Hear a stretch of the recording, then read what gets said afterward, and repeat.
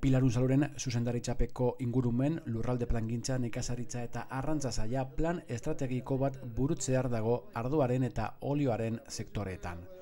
Plan estrategiko horri esker, besteak beste, Euskadik sektore horien merkatuan duen posizioa zehaztu eta kudeatuko da.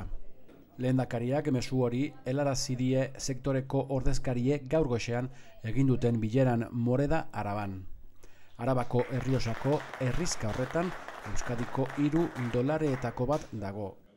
Eusko Jaurlaritzak 83.000 euroko inbertzioa egin du dolarea mantentzeko kalitatearen bidez. Bilera horretan sektoreak azken hamarkadetan igaro dituen zailtasunak aztertu eta eztabaidatu dituzte. Egoera horren aurrean, Eusko Jaurlaritzak apustu sendoa egin du sektoreren naiz eskualdearen alde, ia 8 milioi euroko inbertsioa egin du.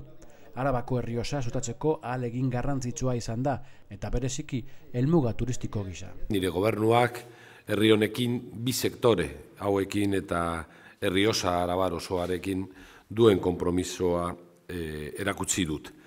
Gobernu honek beste inor baino gehiago sustatu du Errioxa Arabarra.